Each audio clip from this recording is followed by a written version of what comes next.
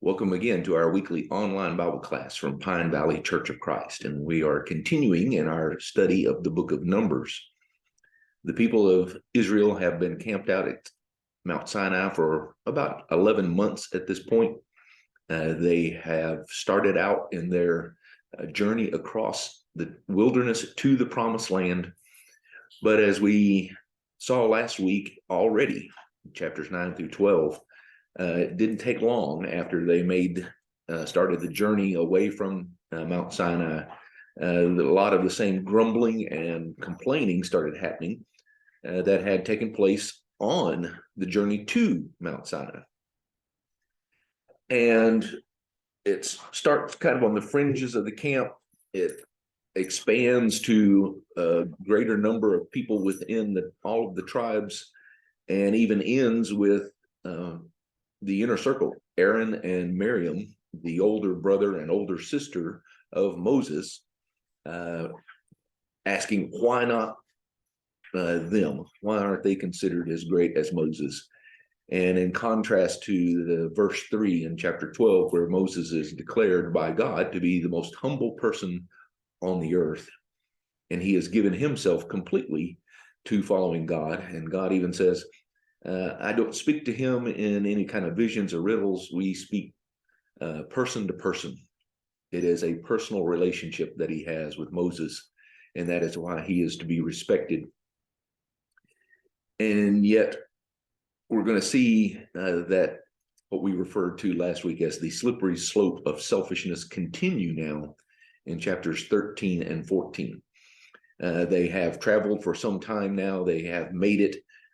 We are told at the end of chapter 12 to the desert of Paran, which is on the southern border of the promised land. And God tells Moses to choose one individual from each of the 12 tribes to go into the land to scout it out. And Moses gives them instructions of what to do. Let me pull up our screen share real quick.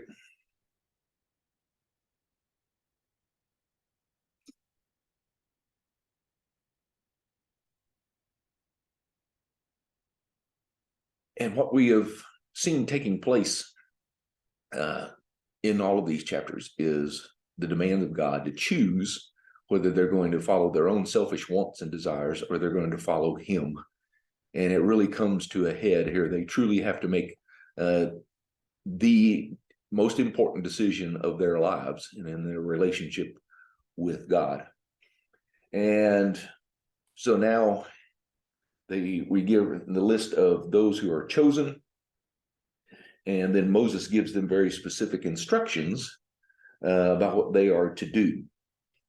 Go up through the Negev, this will be in verse 17 of chapter 13, and on into the hill country, see what the land is like, whether the people who live there are strong or weak, few or many. What kind of land do they live in? Is it good or bad? What kind of towns do they live in? Are they unwalled or fortified? How is the soil? Is it fertile or poor?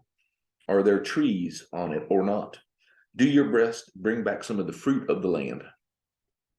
For it was the season for the first ripe grapes, we're told. And they do exactly that. And they spend 40 days scouting out the land.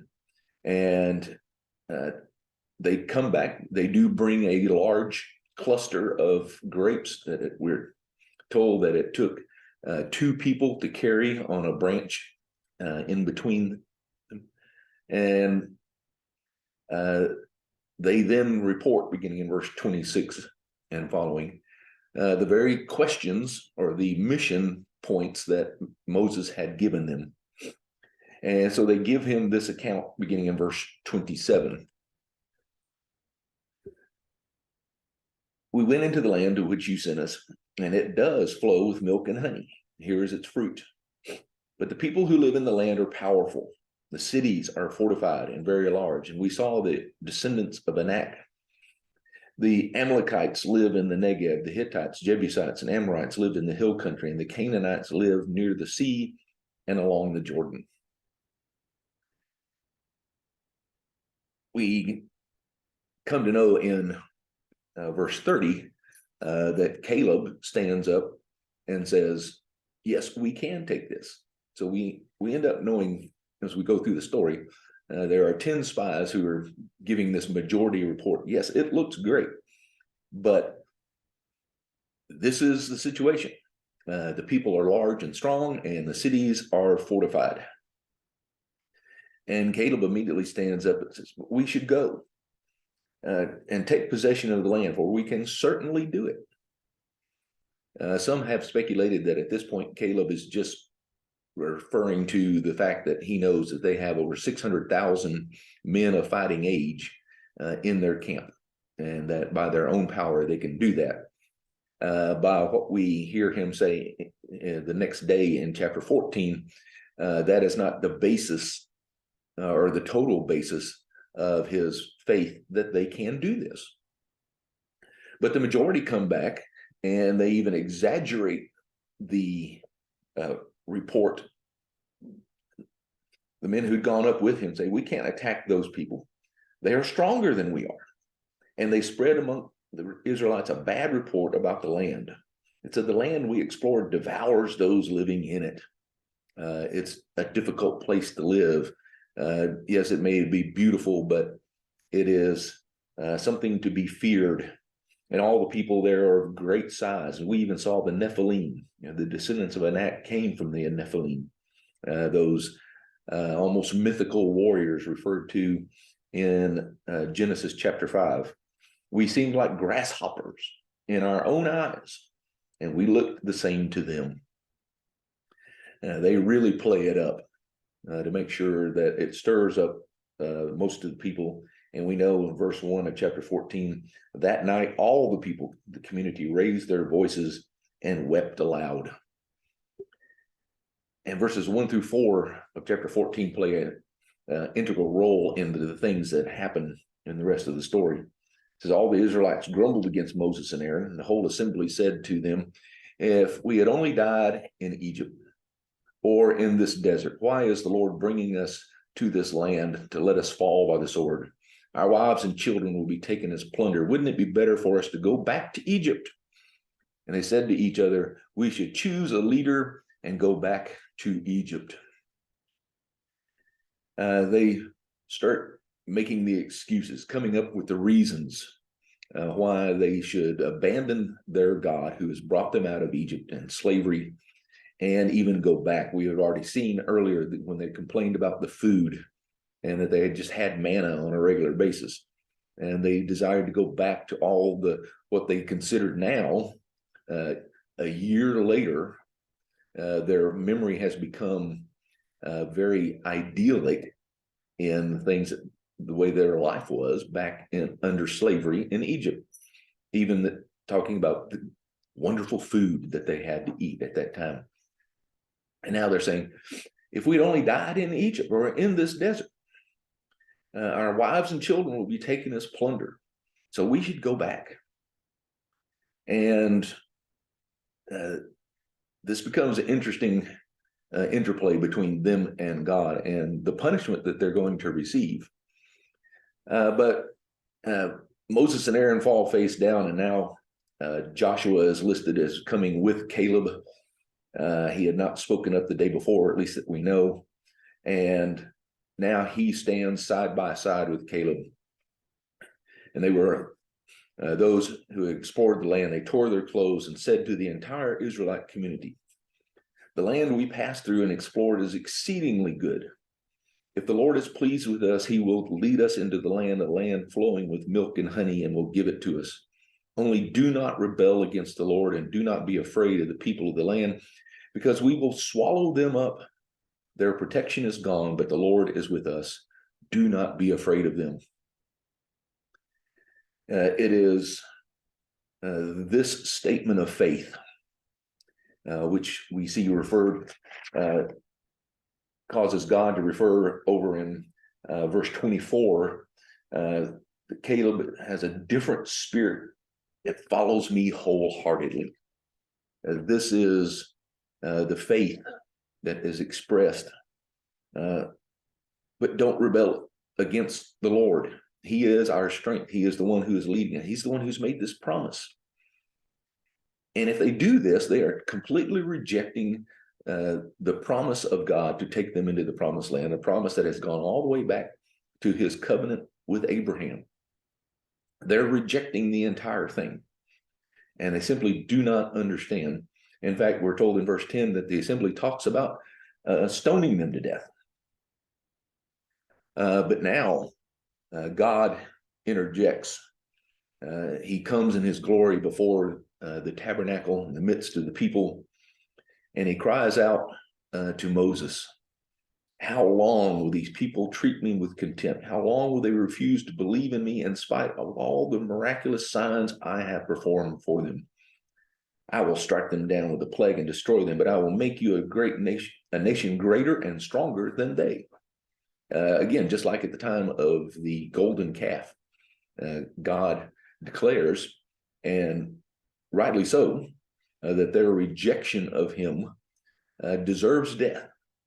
And anytime we turn away from him, that is our destiny. That's what it deserves. And as Moses pleaded for them and for forgiveness after the golden calf, God relents and enters into a new covenant with them after that. And then they've spent all of these months around Mount Sinai. Now they're traveling and they do it again. And these people had witnessed the 10 plagues in Egypt. They had witnessed the parting of the sea. They had witnessed the destruction of Pharaoh's army.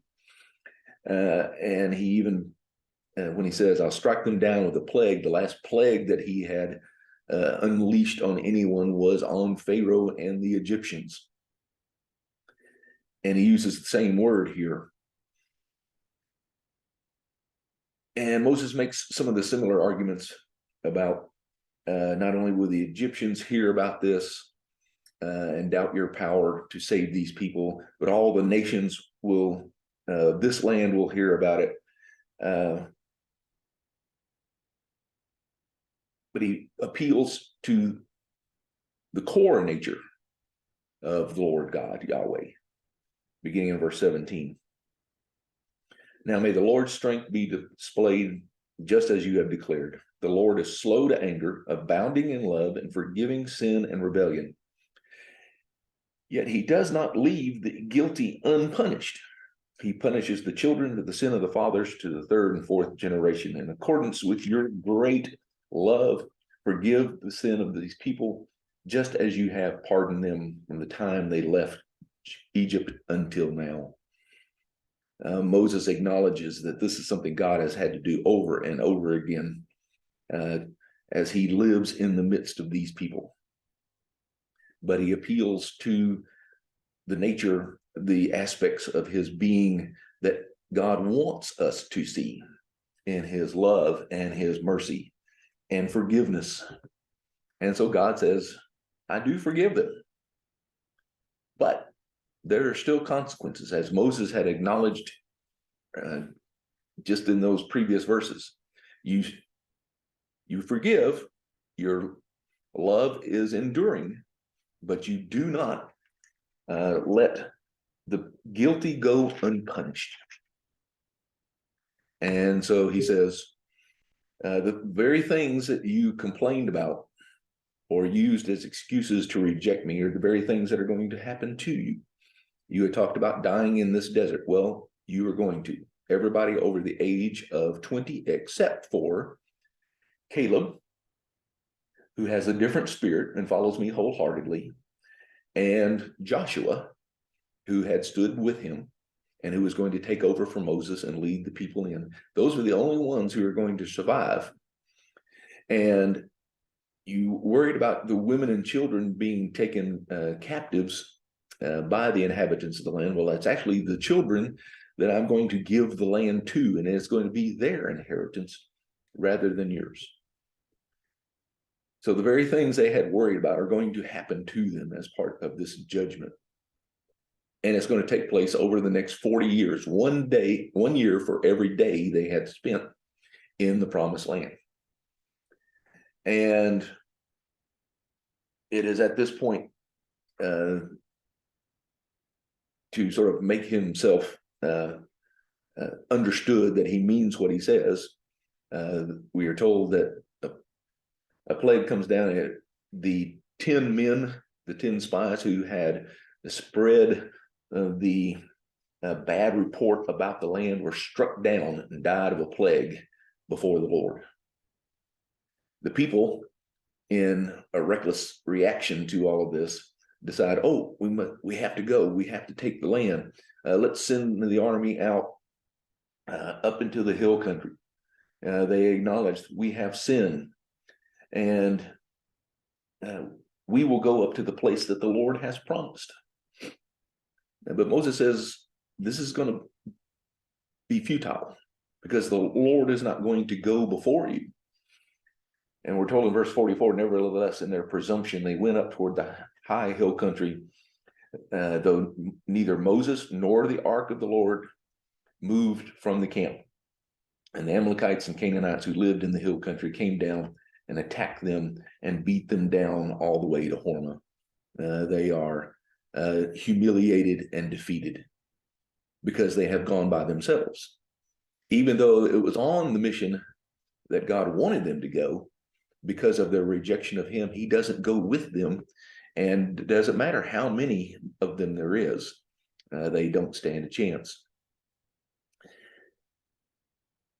There's some interesting things we need to keep in mind and think about as we look at these two chapters, because it truly does come down to each of us having to make daily decisions of which direction are we going to go. The two paths. Are we going to follow the path God has laid out for us in following Jesus, or are we going to follow our own selfish wants and desires? And we see here again the connection between grace and faith and obedience. We are saved by grace through faith, as Paul reminds us in Ephesians chapter 2, not by anything that we do so that we can't boast, but that faith leads to us becoming God's workmanship to do good things, to show our obedience by our faith. But it begins with the denial of self and death. And we follow in the footsteps of Jesus as he himself went to the cross. He denied any selfish desire he might have had. He did pray that God would take this away from him. He would not have to endure it. But in the end, in his prayers on the mountain, he always ended with, "Your will be done." And he is the example to us that life truly begins when we deny self, when we die to self. And there is the imagery of Christian baptism that Paul again mentions in Romans chapter 6. When we are baptized in Jesus, we are buried with him and raised to new life, just like him. He keeps telling us real life is on the other side of the cross. It's on the other side of death and burial. It is in the resurrection that comes. But the people here are not denying themselves. They only look to their own interest and their own fears. And fear is a great opponent to faith, and we often battle between the two. But we should always remember, if God gives us a mission to do, he will enable us to do it, and he will go before us. Because God can defeat giants, as we will see as the story goes on, and he can raise up little children. And I wonder at times if Jesus had this in mind, the back of his mind, when he made statements like, "Unless you become like a little child, you cannot enter the kingdom of heaven." Or it is the little children in the desert who are totally dependent on God for their existence and their sustenance and their being able to live in a hospitable land for 40 years, that then will go in and receive this promise that he gives them. And we must follow him as well, depend on him for all these things. We must have, like Caleb, a different spirit. It's fascinating to go and look through the rest of his story. Most of it now is found over in Joshua 14 and 15. And it keeps emphasizing that it was Caleb who followed him wholeheartedly. And this is something that he continues to do after they have conquered much of the land, and Joshua begins to divide the land between the tribes and the various clans within them. It is, we're told in verse 6 of chapter 14, it's Caleb that comes to him and reminds him that 40 years ago, I was with Moses, servant of the Lord, and sent us into to explore the land. And I brought back the report according to my convictions, or according to his belief, his faith. But my brothers who went up with me made the hearts of the people melt with fear. I, however, followed the Lord my God wholeheartedly.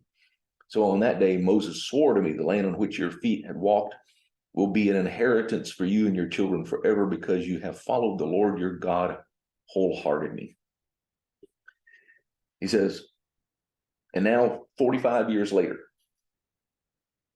I'm here today, 85 years old. And I want my land. Give me my promised land. Give me the area around Hebron where the giants live. And I will go and I will take it. And we know that Joshua blesses him and gives him that land. And it picks up again in verse 13 of chapter 15 of Joshua, that Joshua gave to Caleb, son of Jephunneh, a portion of Judah, Kiriath Arba, that is Hebron. And Arba was the forefather of Anak. In other words, it was named for a mighty warrior. And from Hebron, Caleb drove out 3 Anakites, Shishai, Ahiman, and Talmai, descendants of Anak, the 3 giants that were left. He even inspires others to take up the fight. He pledges his daughter in marriage to anyone who attacks and captures Kiriath Sefer, one of the other cities in the area. And we're told that it is Othniel, son of Kenaz, or Caleb's brother. In other words, Othniel is Caleb's nephew, does so, and he gives his daughter to him in marriage. And this becomes a family legacy. This is the land in which they live, and they continue to follow the Lord. In fact, in Judges chapter 3, it is this Othniel that God comes to and appoints as a judge over the people of Israel, and he delivers them from their enemies, and they live in peace for 40 years with Othniel as their leader. It is something that is passed on, something we must demonstrate not only in our lives, but seek to pass it on to our children and to the generations after us, so that they too will continue to serve the Lord wholeheartedly.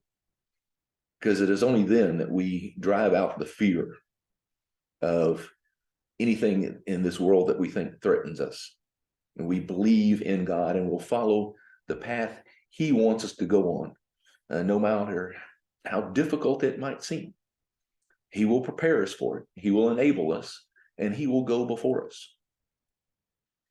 And that is why Jesus reminds his disciples at the end of the Sermon on the Mount, enter through the narrow gate, for wide is the gate and broad is the road that leads to destruction, and many enter through it.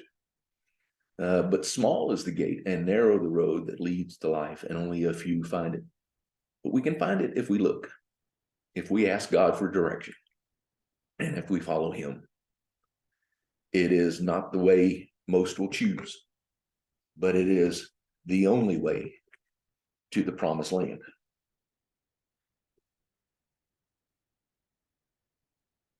Next week, we're going to continue looking at that lost generation, their continued struggle with God, and the leadership of Moses. And there are more rebellions to come. And Moses has to, in his own humble way, stand up to them and continue to lead as God wants him to lead. It is a sad story, but they suffer the consequence of the path they have chosen. So that's where we'll be going, picking up later in chapter 16 and following. And between now and then, I encourage you to be reading ahead as we very quickly, over the next several chapters, march through those 40 years until in chapter 26, the new generation is completely there. A new census is taken.